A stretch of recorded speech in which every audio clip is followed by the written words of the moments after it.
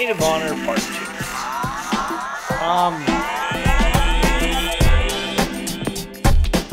This is one of those weird stories where there are plot holes, but I don't care, again, because the overarching story is so good. It's got good action, good pacing, good characterization. The Flash gets some really cool stuff to do in this, which I am so happy, but unfortunately, let me move this a little bit over. His is one part where he gets shot out into space, they cut away, and then they come back. At that time, even the Flash may be able to vibrate, try to keep some level of heat or something. He should be dead. And some of the stuff where they do at the space station, where at one point there's no depressurization when they enter, but then the next thing they have when the Flash gets sucked out, there is depressurization. You could just say futuristic space station. Screw with my hair here, so screw it. You could just say it's just, comic booky sci-fi space station. But, it's just like, I look for consistency, and there's a little bit of a problem there. And Batman having the weapon fired at the palace. Now, if this chunk was enough to destroy Paris, how did he know it wasn't going to wipe out more than just the palace? It's really fast. You don't mind it, but it is a part of the puzzle, and it is kind of it is annoying if you think about it.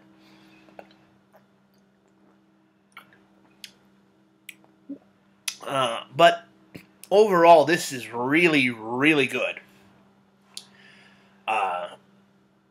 They bring in the rest of the Justice League in a very organic way. They have their own little adventure. They have a little debate about they have the running plot thread from the first one about the space station, the International Space Station, and then the Vandal Savage weaponizes it.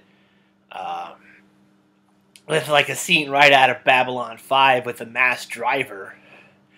I'm just waiting. I was waiting for like the shot of like some astronaut or something like watch it and just have that Londo Mollari that sour face, so iconic from Babylon 5.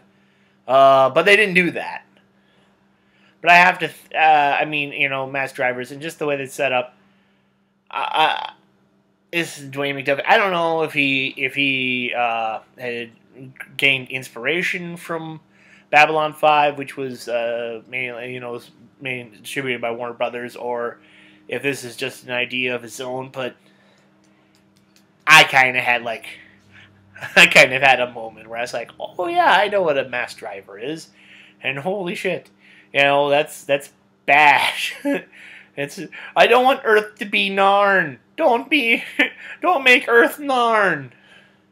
Even Narns don't like Narn after that point. What I wanted to get back to real quick is, apart from the first episode and runs into this, is the Paris Hilton princess.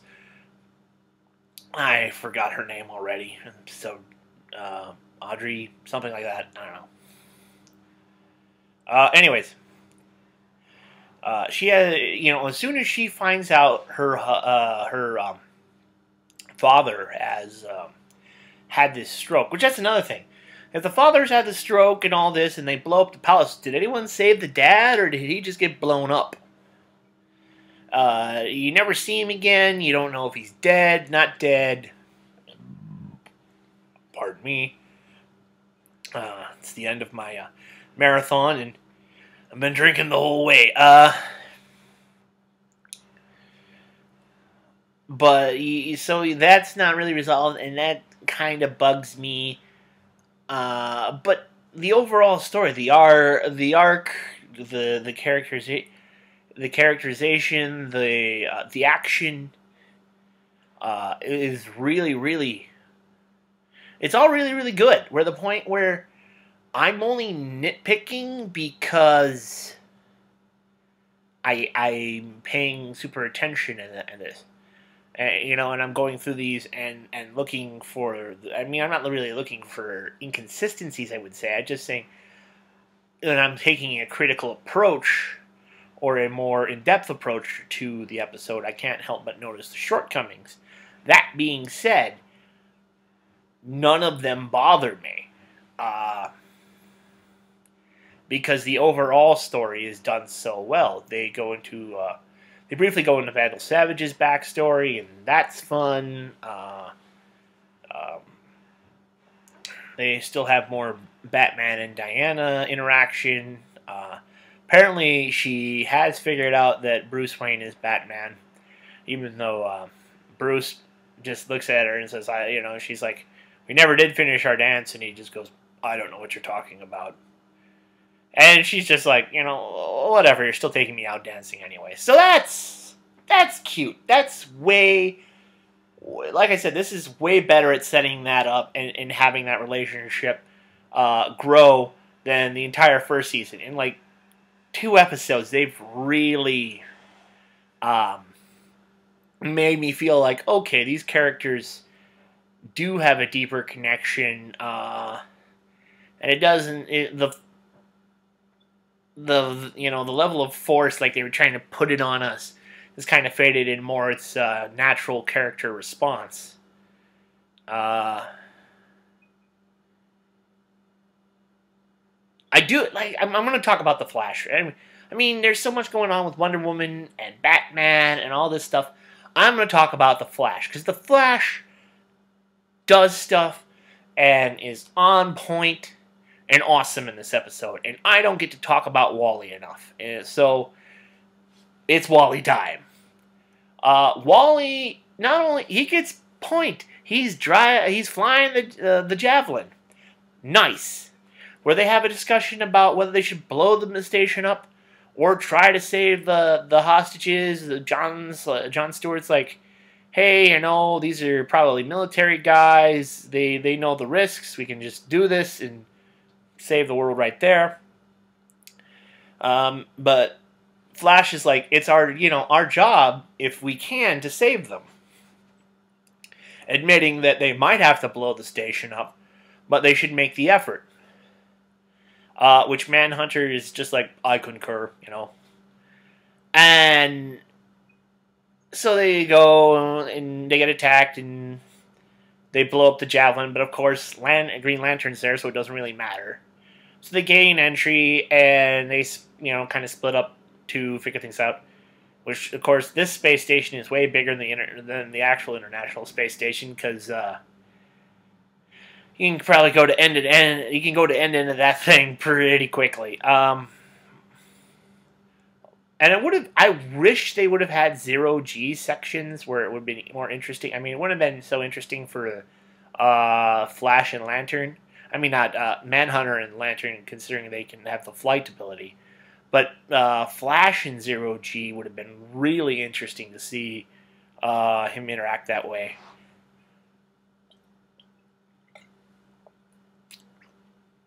But Wally's kicking butt and whatever, and you feel, all right, this is cool. Get sucked out into space. Like I said, it takes too long to get him back in. Technically, he should be dead, by the way they paced it out. So he gets back in, and Green Lantern saves him, and he gets back in, and he's shuddering and stuff, and he's like, you're gonna be okay, da-da-da-da.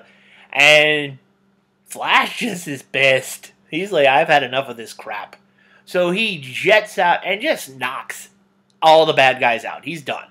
Just zips through the entire place, takes everyone out, finds control room, and has everybody else.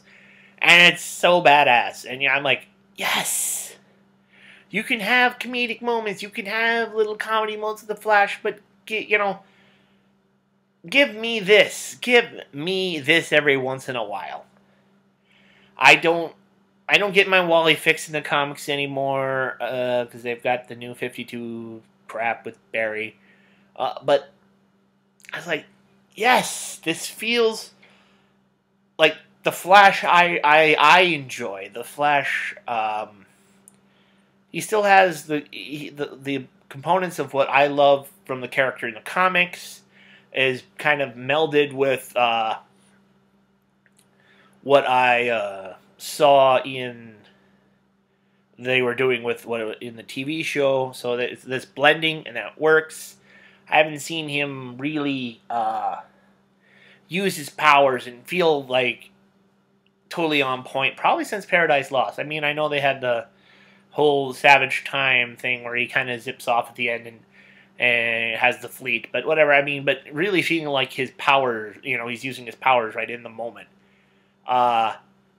You get that there, and thank you. Let's see, anything else I want to talk about? Mass Drivers, Vandal Savage, Oompa Loompa Doopity Doo. No, I mean, I like that. It seems a little silly that Audrey or whatever, Princess Paris Sultan, just pays no heed to what Diana says. I mean, well, that's one thing that bugs me. Let's backtrack. We'll go for that. Is them whole the attacking of the foreign country, Tanzanian, Benarian, whatever it is, their military. Of course, they have everyone eject in time, but they're wrecking stuff. And they don't have to do such a full forward frontal assault. They could do a more ground-based or other. I mean, you would think if they wanted to get across, maybe a more subtle infiltration would work better. But it's a great action scene. It's really well done where they're fighting the fighter jets and whatever. It just once again, my brain goes, isn't there a better way they could have done this? Isn't there a more, logical and thought out approach? Couldn't they Solid Snake some shit or something? Go on ground. Maybe not Batman. Maybe Batman could serve as a distraction up there in the sky. Meanwhile, Diana could be thwarting through the woods. Because she didn't run fast, too. Not Superman or Flash fast, but pretty goddamn fast. Or even if she's just flying low level. If she would have been doing that the whole way, I mean, I don't think they could have a perimeter around the entire nation. She could be, and that would have infiltrated and possibly save some time. But, it's a really good action scene. And once again, if you, I was listening to, once again, it was, oh yeah, it was Doug Walker. It was doing the Nostalgia Critic talking about nitpicking. Where people don't nitpick, or nitpicking seems out of place when you are invested in the characters, when you are in the moment, when you do have that thing. The reason we nitpick bad stuff or bad things we start to unravel and nitpick so bad is because we aren't invested. We're willing to forgive if we're invested, and when we're not is when the problems seem more apparent. I can point out the problems here, but I don't care. It's not as solid of a conclusion as I would like. But I would certainly recommend it. I would certainly say give this a watch. This is not the best story of the season, but so far, but really watchable, really digestible, and just good. Just good. All I got. I'm going to rock out. See you when I see you.